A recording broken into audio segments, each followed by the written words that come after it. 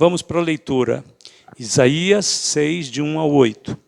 No ano em que morreu o rei Uzias, eu vi ao Senhor assentado sobre um alto e sublime trono, e o seu séquito enchia o templo. E os serafins estavam acima dele. Cada um tinha 6 asas, com 2 cobriam o rosto, com 2 cobriam os pés e com 2 voavam. E clamavam uns para os outros, dizendo: Santo, Santo, Santo é o Senhor dos exércitos. Toda a terra está cheia da sua glória. E os umbrais das portas se moveram com a voz do que clamava, e a casa se encheu de fumaça. Então disse eu: ai de mim, que eu vou perecendo, porque eu sou um homem de lábios impuros, e habito no meio de um povo de impuros lábios, e os meus olhos viram o Rei, o Senhor dos exércitos. Mas um dos serafins voou para mim, trazendo na mão uma brasa viva, que tirara do altar com uma tenaz.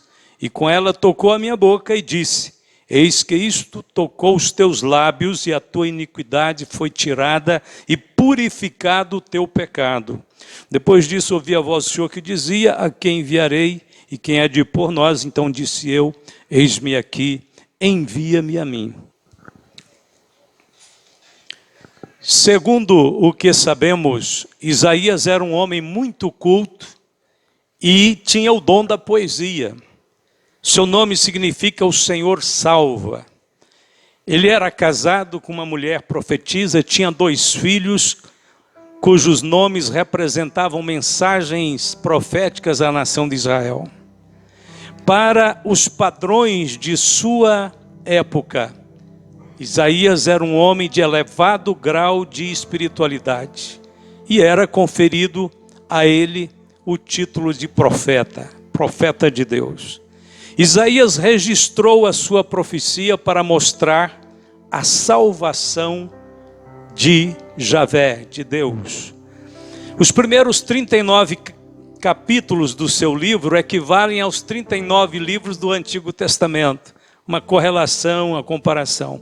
E os demais, os 27 livros, os 27 capítulos, equivalem aos 27 livros do Novo Testamento. Então, alguém disse que a profecia de Isaías é uma mini-bíblia. O capítulo 6 que nós lemos descreve a experiência de libertação espiritual de Isaías. Eu vou chamar assim: libertação espiritual. Todo ser humano precisa de ter uma experiência de libertação espiritual. Nenhum está isento. Não era apenas Isaías, até porque Isaías parece, ser um homem que tinha os predicados necessários, suficientes, mas de repente Isaías vem e se torna um exemplo, um modelo para que todo homem possa seguir, o modelo daquela experiência libertadora de conhecimento de Deus, de revelação de Deus, de salvação de Deus. Essa experiência que Isaías teve, de fato, é a única experiência válida para a vida eterna. Por isso que eu digo que é para todos, porque sem ela ninguém verá o Senhor. Nós podemos resumi-la em 2 pontos, que é o tema da nossa mensagem: a realidade do pecado e o poder da redenção.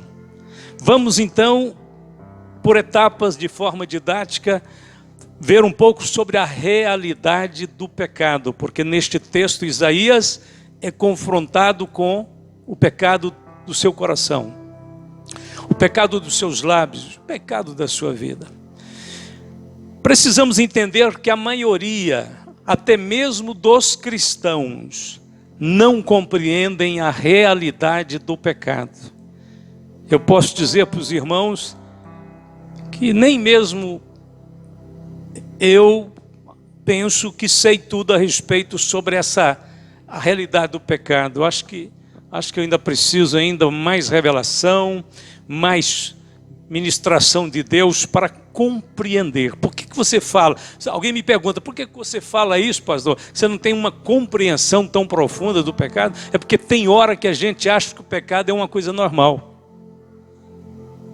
Todos nós somos surpreendidos pelo nosso coração, pela nossa mente, pelas nossas palavras e também pelas nossas ações com relação, às vezes, ao pecado, que mesmo que a gente, às vezes, não o pratique, mas às vezes a gente passa muito perto dele. Às vezes a gente vai muito próximo ao precipício. Ah, mas você não caiu dentro do precipício, mas você esteve numa zona de risco. Você esteve muito perto de uma zona perigosa. A virtude de Deus na vida de um homem, de uma mulher, não é dar conta de ir até na beira do precipício e conseguir voltar. Não, isso é brincar com o perigo. A virtude é passar o mais longe possível do abismo. É afastar do abismo o máximo que a gente puder. Esta é a virtude. Então, a maioria dos cristãos não compreendem. Eu acredito que uma maioria esmagadora não compreendem a realidade do que representa mesmo o pecado. Quando nós tiramos, é uma ilustraçãozinha simples, até meio infantil, mas quando nós tiramos um peixe da água, ele sai completamente molhado. Porém, o peixe em si, ele não tem noção de que vive molhado, né? Ele vive dentro da água, vive molhado. Ele não tem essa noção. Por que ele não tem? Porque ele vive naquele habitat. É o lugar que ele nasceu e foi criado. Quando a gente tira ele da água, nós que estamos pelo lado de fora temos a noção de que ele está totalmente molhado. Mas ele mesmo acha totalmente normal viver molhado. Sabe que esta é mais ou menos a comparação da vida humana e do pecado? Nós já nascemos no pecado. Essa é uma das razões porque a nossa compreensão do pecado é muito fraca. Porque a gente começa a conviver com ele desde a infância. Começa a relacionar com ele dentro de nosso próprio coração, nossa própria natureza. Então, para o peixe, o estranho para ele não é viver dentro da água, é viver fora da água. Para nós, assim como para o peixe é normal viver dentro da água, porque nasceu ali dentro, a natureza dele é essa, nós nascemos no pecado e parece que para nós, esta é a ordem natural da vida. Há um pouco de ira, um pouco de arrogância, uma mentira ali, uma falta de cumprimento de um contrato ali, acolá, e uma atitude grosseira, a gente vai levando. É humano isso, é humano. É sim, é o peixe que acostumou com a água. Nós nascemos dentro deste habitat e achamos então que ele é normal, mas ele não é normal. Aí é que está o problema. Nós não nascemos para viver este normal, que na realidade é chamado na Bíblia do estado da queda. Viver em estado de queda não é normal.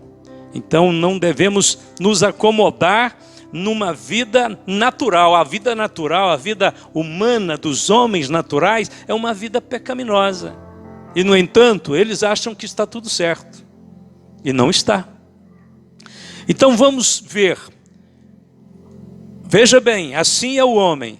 Primeiro, ele nasce e vive no pecado. Assim o pecado lhe parece normal. Quem escreve sobre isso, quem fala sobre isso é o próprio Davi. Davi disse assim: eis que em iniquidade fui formado, e em pecado me concebeu minha mãe. Isso que não tem nada a ver de algumas teorias que diz que a mãe de Davi pecou, foi infiel a Jessé, e Davi é um filho bastardo. Nada disso, tem nada disso. Davi está dizendo o seguinte: quando a minha mãe me gerou, ela fazendo parte da humanidade, ela já era uma pecadora. Eu nasci dentro desse ambiente. Eu nasci rodeado dessas atitudes que parecem comuns, mas são atos da queda. Então ele diz, sem pecado concebeu minha mãe, essa é a razão porque eu fui arrastado. Ele está dizendo porque é que ele se envolveu com aqueles pecados que se verifica na vida de Davi. Segundo, preste atenção, ninguém precisa ensinar uma criança a mentir ou ser egoísta. Ela logo aprenderá isso com a sua própria natureza pecaminosa. Então, com quem o homem, a mulher, aprende a prática de pecado? Ele aprende com a própria natureza pecaminosa que está dentro dele. Não precisa ninguém ensinar, não precisa ir para a escola para aprender isso. A gente tem que aprender, realmente, são as lições do Espírito Santo. A gente tem que aprender a amar, aprender a perdoar, a gente tem que aprender a ser honesto, a ser fiel. A gente tem que aprender tudo isso, aprender a crer. Por isso que a gente vem para a igreja nesse sentido é uma escola, é a escola da alma. Para as coisas de Deus tem que se aprender. Para o pecado não, a gente já nasce predisposto a ele. Terceiro, nós não apenas pecamos, nós pecamos continuamente. É mais do que só pecar, nós pecamos sempre, continuamente. A Bíblia diz, e viu o Senhor que a maldade do homem se multiplicara sobre a terra e que toda a imaginação dos pensamentos de seu coração era só má continuamente. Gênesis 6:5. Então é mais grave a nossa doença do que a gente imagina. Se a gente quer pôr, né, um nome, vamos dizer, humano no pecado, uma doença da alma, da natureza humana. Desde então o homem peca e o seu coração é mau continuamente. Quarto, nós não somos apenas pecadores, nós somos totalmente pecadores. Todos se extraviaram e juntamente se fizeram inúteis, não há quem faça o bem, não há nenhum só. A sua garganta é um sepulcro aberto, com a língua tratam enganosamente, peçonha de áspides está debaixo de seus lábios, cuja boca está cheia de maldição e amargura, os seus pés são ligeiros para derramar sangue, em seus caminhos a destruição e miséria, e não conhecer o caminho da paz, não há temor de Deus diante dos seus olhos. Romanos 3, de 12 a 18. Aqui está a radiografia divina da alma do homem, do interior dos homens. De qual homem? De todos. Quando é que o homem começa a ter essa índole? Desde o nascimento, desde a gestação. Entender a realidade do pecado vai mais adiante ainda, vai mais fundo ainda. Qual é a diferença entre o homem e Satanás? Todos nós conhecemos a história do anjo de luz, que lá no passado, antes de criar o homem, Deus criou os anjos, os seres angelicais. Então lá nesse passado tão distante, um dos anjos mais poderosos, mais belos de Deus, levantou-se contra Deus e cogitou ser maior do que Deus, numa atitude de usurpação, de desrespeito, de soberba e de rebelião. Este anjo, que era chamado um anjo de luz, se torna Satanás, vai se tornar o príncipe das trevas. Qual a diferença entre o homem e Satanás? Milhares de seres humanos fazem o mal tão bem quanto Satanás. Essa é a verdade. Você fala mesmo, bom, mas basta você pegar o jornal amanhã de manhã.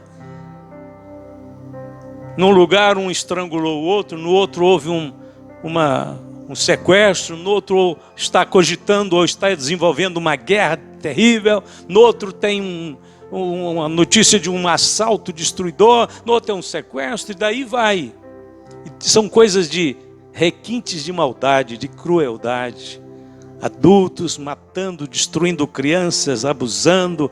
É muito cruel, é muito assim, é muito trágico, é muito maldoso, é covarde. Mas é isso que muitos homens fazem, milhares de pessoas fazem. Alguns não chegam a esse ponto tão baixo, mas a diferença é que só tem uns que é menos pecadores e outros mais pecadores. E como alguém disse, não é preciso 10 buracos, 10 furos numa canoa para ela ir para o fundo do rio, basta um só. Então qual é a realidade do pecado segundo a Bíblia? O homem é tão pecador, é tão culpado quanto Satanás. Por isso Jesus chegou a dizer: vós tendes por pai o diabo, para alguns. Ele disse isso. Vocês querem mentir? Então vosso pai, que é o autor da mentira, que é o pai da mentira, está ensinando vocês a fazer isso, vocês gostam de fazer. Não é que são forçados a fazer, obrigados a fazer, não, vocês gostam de fazer. Vocês apreciam fazer isso. Com isso, Jesus disse: vocês estão identificando-se com o pai da mentira, que é Satanás, o diabo, que engana e mente desde a criação, desde o início. Não adianta o homem querer transferir toda a culpa para Satanás. Com certeza ele tem a sua culpa, e grande culpa, em todo o desastre que existe no universo. Mas ele não é sozinho culpado.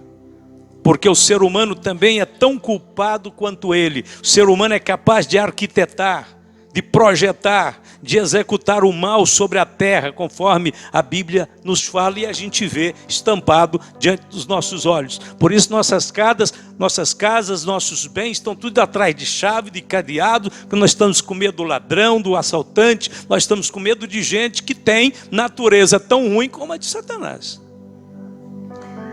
Eu às vezes até exagero, mas eu acho que não é exagero. Mas tem hora que eu vejo tantos planos maus feitos por homens, que eu acho que até eles passam Satanás para trás.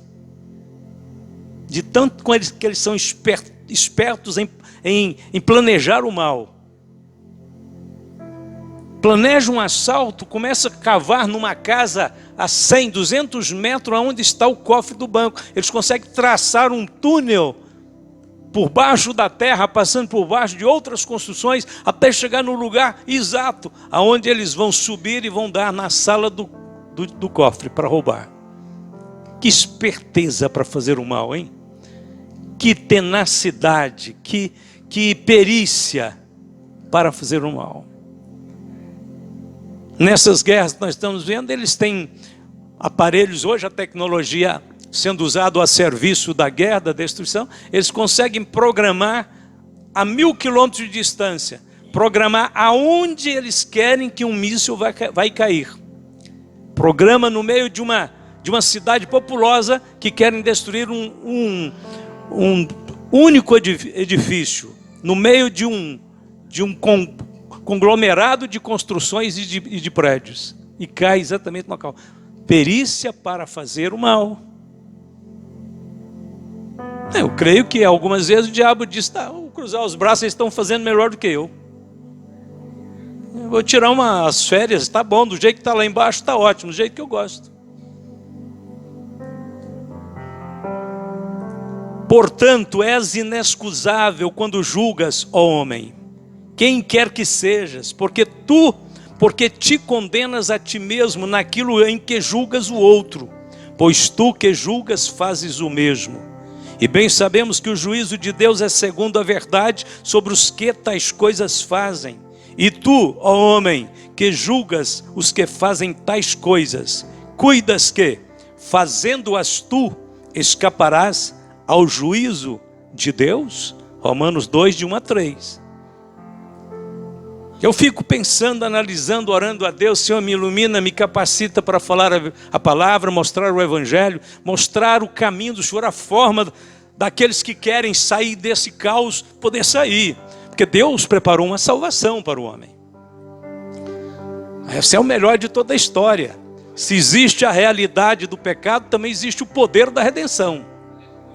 E é aí que o poder da redenção vai se tornar algo significativo, maravilhoso, que quem encontra, quem acha o poder da redenção, quem vai ao encontro dessa provisão divina, tem que ser uma pessoa, tem que ficar feliz, tem que ficar rejubilando, porque ele está saindo de uma condição de morte para uma condição de vida.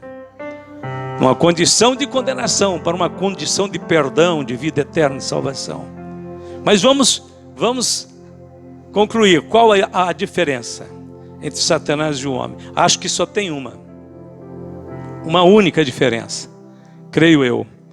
A diferença é a seguinte: quando Satanás pecou lá na eternidade passada, lá no céu ainda, ele recebeu a sua sentença no mesmo dia em que ele pecou, por conta da gravidade do pecado dele, estando na presença de Deus, sendo revestido de toda a glória, beleza, autoridade, estando ali ao lado da presença divina, ele pecou, rebeliou-se, enfrentou Deus de forma cruel e desobediente. Então ele foi imediatamente sentenciado a uma condenação no dia em que pecou. E o homem não recebe a sentença imediato quando ele peca. Ele receberá a sua sentença no juízo final. Se não acontecer um milagre na vida do homem pecador, no final ele irá para o mesmo lugar que foi preparado para Satanás. Aí vai ficar do mesmo jeito, mesmo nível. Então dirá também aos que estiverem à sua esquerda: apartai-vos de mim, malditos, para o fogo eterno, preparado para o diabo e seus anjos. Mateus 25, 41. Deus não tem um lugar para mandar o diabo e outro para mandar os ímpios, pecadores, impenitentes, que não aceitam o evangelho, que não querem arrepender, que não percebem que estão em perigo, que não aceitam a palavra de Deus. Deus não tem outro lugar, não. Eles vão para o mesmo lugar. Duro falar isso, mas é a palavra de Deus. O evangelho só tem valor se o homem entender que o evangelho é um grande livramento. O evangelho só vai ser valorizado porque tem gente desvalorizando a palavra de Deus para todo lado. Tem gente pisando, passando por cima. Não é nada, eu quero saber de pregação, de Bíblia e tal. Tá bem. O homem e a mulher que toma essa atitude está desprezando o único meio para que ele possa ser justificado e ir para o céu. O único, não existe outro. O livramento do homem da condenação eterna depende única e exclusivamente do poder da redenção que Deus preparou por meio de Jesus Cristo. Então vamos agora para o poder da redenção. Acho que deu para entender um pouquinho, né, de quanto o pecado realmente é sério, grave, perigoso. O poder da redenção. Antes de entrarmos propriamente dito no subponto, o poder da redenção, vamos nos lembrar agora um pouquinho de Isaías. Isaías estava se sentindo muito bem consigo mesmo. Estava tudo bem. Isaías é um homem bom, é um homem de cultura elevada, é um poeta, é um homem que tem sua alma desenvolvida para as coisas belas, coisas perfeitas. Estava tudo bem até o dia em que ele viu o Senhor.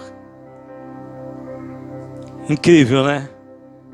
Mas tem hora que o pecado é tão terrível que Deus, que é o autor de todo o bem, toda a bondade, toda a graça, todo o amor, Deus faz mal para quem gosta do pecado. Deus importuna, Deus agride, só pelo fato de ele ser Deus, aqueles que querem insistir na vida pecaminosa. Isaías estava muito bem, até que ele viu Deus. A hora que ele viu Deus, a Bíblia diz que ele se sentiu aniquilado, destruído. Mas esta é a destruição que faz bem.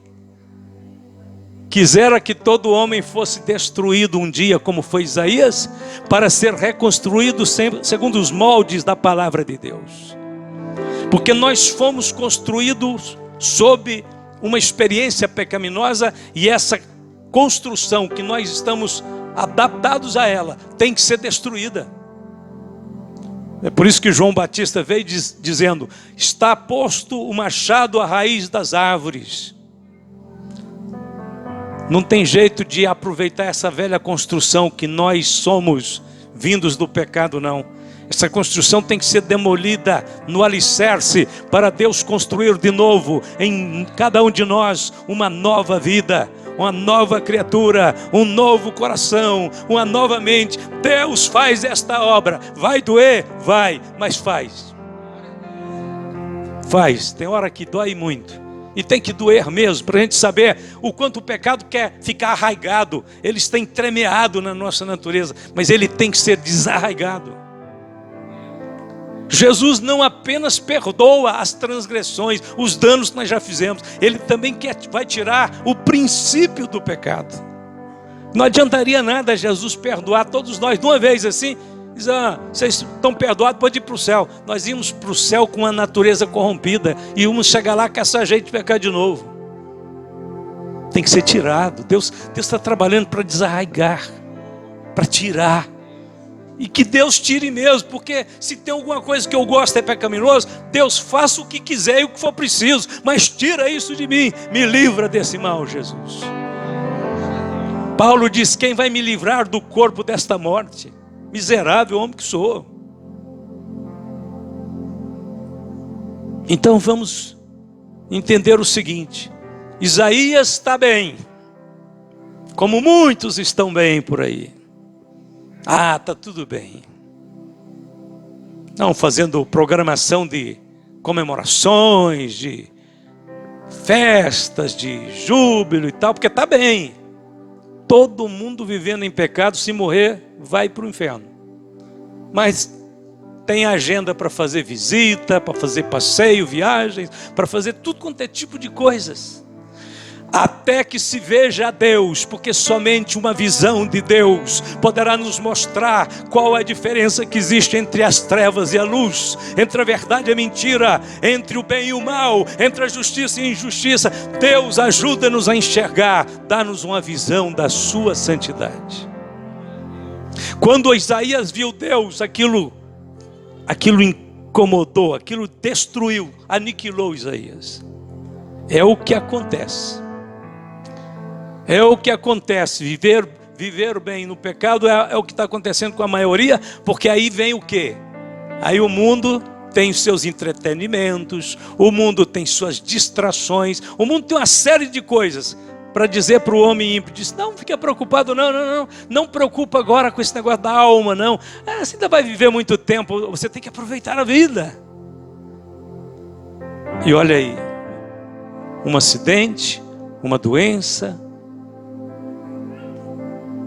qualquer um problema que surge, um pequeno escorregão no banheiro, leva muita gente para a eternidade.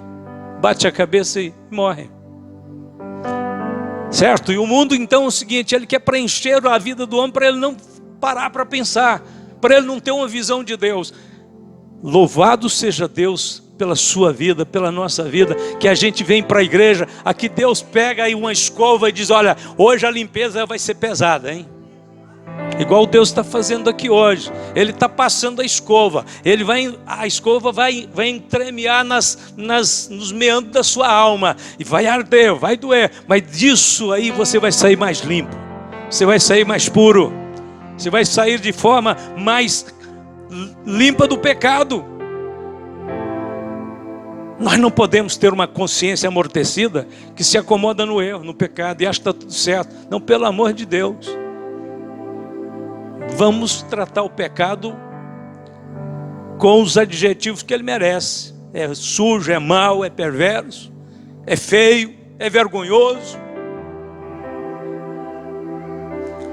Milhares de seres humanos estão vivendo em pecado. Eles não imaginam, eles não pensam que tudo pode acabar a qualquer momento. Agora, deixa eu explicar por que muitas pessoas acomodam no erro. É porque eles pensam que no final de tudo vai dar certo.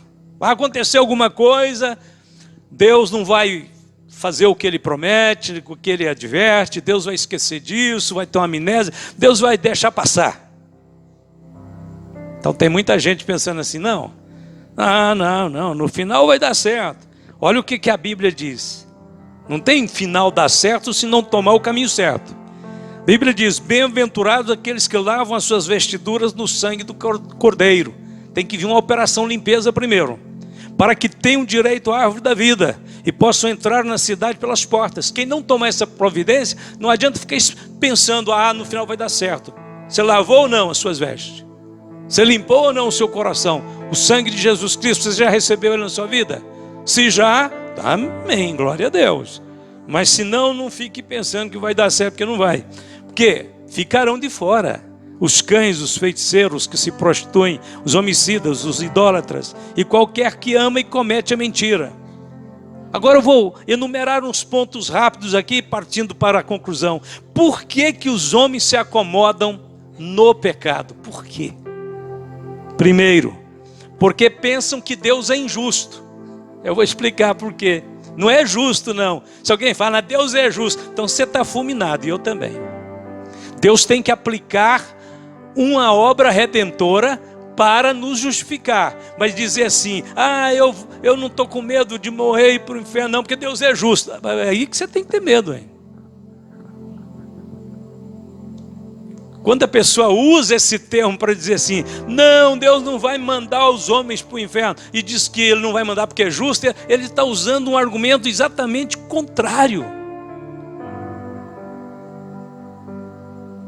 Eles imaginam que Deus vai dar a herança do justo para o ímpio, vai justificar o justo com o ímpio no mesmo lugar, no mesmo momento. Mas não pode ser assim. Isso seria justiça? Dar a mesma paga para um ímpio, o que um justo vai receber? Vamos imaginar o seguinte: Deus é justo, tá? Deus é justo. Aí tem uma comunidade de gente humilde, que só faz buscar a Deus, que só faz clamar pela misericórdia, que trabalha e vive o tempo inteiro querendo ser fiel. Aí tem uma outra comunidade, uma outra sociedade, que o projeto de vida deles é aquele jeito que você sabe, não vou nem descrever. Aí naquele dia, Deus é justo. Aí Deus vai pegar aqueles que creram, aqueles que pagaram o preço pela fé, pela obediência, vai pôr no céu e diz: agora entra o segundo grupo, porque olha, isso é uma suposição. Deus dizendo: porque eu sou justo, né? Então os justos já herdaram o céu, os ímpios também herdam do céu. Aí cadê, que justiça é essa? É a mesma coisa de um pai de família que diz o seguinte: eu vou pôr dentro da minha casa os homens mais perigosos, para dormir nos mesmos quartos com os meus filhos, com as minhas filhinhas, os abusadores, estrupadores. Que pai é esse? Você chamaria um pai desse de justo? É um inconsequente. Um pai que faz isso é um monstro, pior do que os que ele está trazendo para dentro da casa dele. Deus não é um inconsequente. E falar que Deus é justo e no final tudo tem que dar certo é o maior engano que muitos alimentam na sua mente. A Bíblia diz: não são assim os ímpios, mas são como a moinha que o vento espalha, pelos que os ímpios não subsistirão no juízo, nem os pecadores na congregação dos justos, porque o Senhor conhece o caminho dos justos, mas o caminho dos ímpios perecerá. Salmo 1. Porque os homens se acomodam no pecado, quando comparam suas vidas com a vida de outros homens. Este é o grande eu. Eu não sou como aquelas pessoas. Eu não faço aquilo que o outro faz. Olha, não compare a sua vida com a vida do outro, tá? Não compare a sua vida com a minha vida, com a minha maneira de viver. O padrão seu e o meu é Jesus Cristo. O padrão seu não é o meu modelo, não. E nem o seu modelo é o meu também. O nosso modelo de ambos aqui é Jesus Cristo. Se eu comparar com algumas pessoas, eu sou santo, eu sou o homem mais santo da terra. Se eu comparar com outros, eu sou pecador. Então não se compare com os outros, compare-se com Jesus. Olhando para Jesus, autor e consumador da fé. Quando o autor de Hebreus fala dos grandes homens de Deus, de Abraão a Moisés, a Davi, a Samuel, no final ele diz assim, não é para olhar para nenhum deles, é para olhar para Jesus. Olhando para Jesus. Então, quando se compara, se esquecem de que nenhum homem serve de padrão de justiça, porque a Bíblia diz que todos pecaram e destituídos estão da glória de Deus. Como eu já disse, neste mundo a diferença que existe é que alguns são mais pecadores e outros menos pecadores, porém todos pecadores. Terceiro, por que os homens se acomodam? Porque não compreendem que a única justiça que satisfaz a justiça de Deus é aquela que vem pela fé em Jesus. Esta é a única justiça que preenche a justiça de Deus. Mas agora se manifestou sem lei a justiça de Deus, tendo o testemunho da lei e dos profetas, isto é, a justiça de Deus pela fé em Jesus Cristo para todos e sobre todos os que creem, porque não há diferença. Então nosso padrão não é um nem outro, nosso padrão é Jesus Cristo, quem nos justifica na cruz. O poder da redenção vem pela virtude do nosso mestre Senhor Jesus Cristo. Daí a Bíblia diz que todos nós somos servos, somos irmãos, somos co-participantes da mesma salvação. Jesus disse, olha, ninguém é vosso pai, vocês são irmãos, um só é o vosso pai, um só é o vosso mestre. É Ele, a justiça vem da cruz. Naquele dia em que, quando formos entrar no céu, nós vamos nos unir a pastores, a membros, irmãos simples, irmãos anônimos, todos vão virar um só grupo e vamos cantar o mesmo hino, que é um hino que fala do sangue do Cordeiro que nos justifica e que nos coloca no céu. Naquele dia lá perde esse negócio de título, essas diferenças, essa hierarquia, e nós nos tornamos apenas a família de Deus, os filhos de Deus manifestos em glória. Para esta conclusão eu lembro o seguinte: Isaías só compreendeu, só viu o quanto era pecador quando ele viu a santidade divina. Diante de Deus, o menor pensamento, a menor intenção, o mais oculto das imaginações, são todos pesados. Deus sabe o que passa no íntimo das nossas imaginações. Se é para santificar a vida, Deus tem que começar com os pensamentos. Sozinho em casa, trancado em um quarto, numa viagem distante dos irmãos e da igreja, naquele lugar onde você estiver, você tem que estar santificando-se a sua imaginação, pensamentos e ações diante de Deus, porque Deus vê e ouve tudo. Então não importa aonde você estiver, Deus está me vendo. Ele sabe o que eu penso. Deus sabe cada vírgula das minhas imaginações. Não há criatura alguma encoberta diante dele. Antes todas as coisas estão nuas e patentes aos olhos daquele com quem temos de tratar. Hebreus 4:13. Irmãos, os homens querem ser importantes, querem se sentir importantes, querem ser reverenciados. Todavia, enquanto estes homens, todos homens que nasceram na terra, enquanto eles não se sentirem como nada, liquidados, eles não poderão receber o poder da redenção. Quando Isaías viu a glória de Deus, ele disse: ai de mim, que vou perecendo,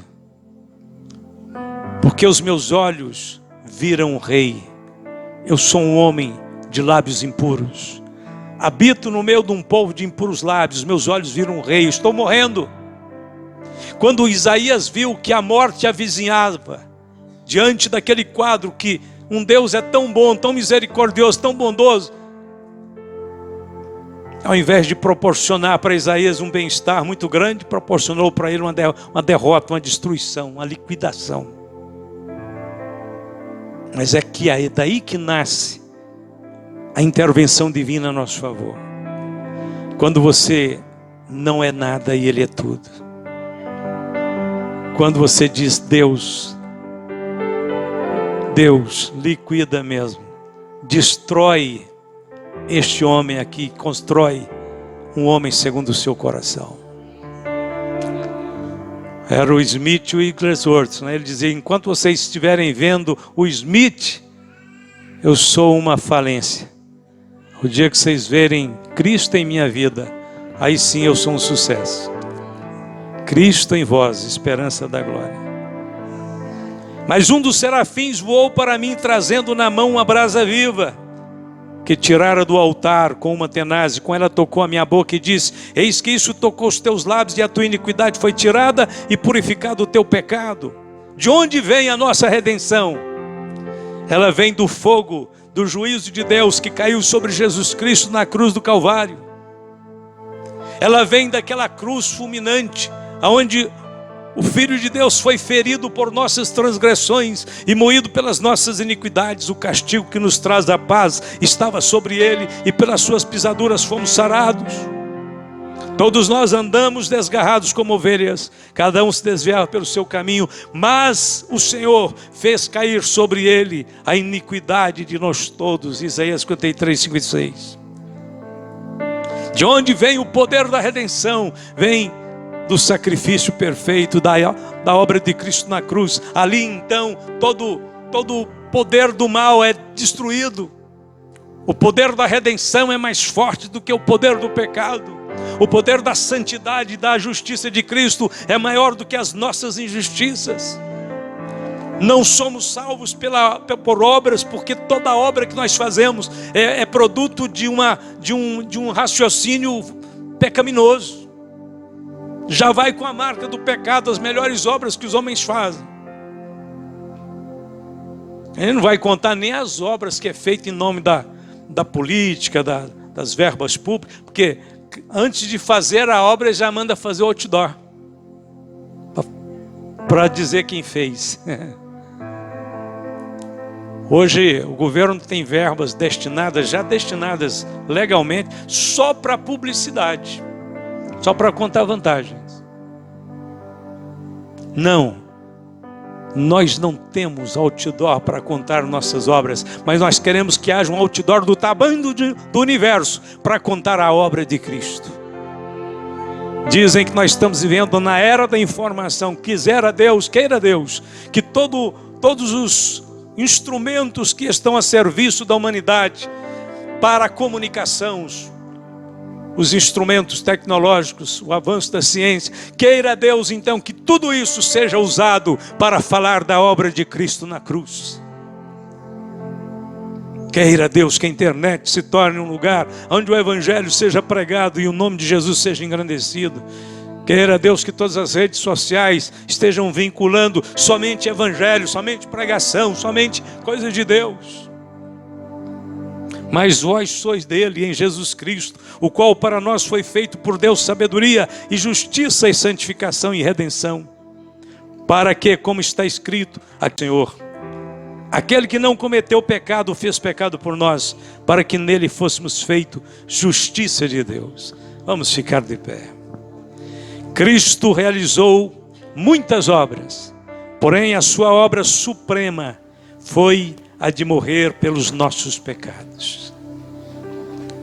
Antes de tudo, disse Paulo, vos entreguei o que também recebi, que Cristo morreu pelos nossos pecados, segundo as Escrituras. Jesus veio a este mundo primariamente para morrer. A sombra da cruz estava sobre ele desde o seu nascimento. Aliás, desde a eternidade. Porque ele é o Cordeiro de Deus que foi morto desde a fundação do mundo.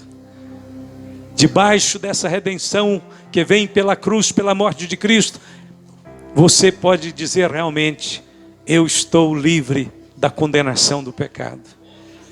Portanto, agora nenhuma condenação há para os que estão em Cristo Jesus.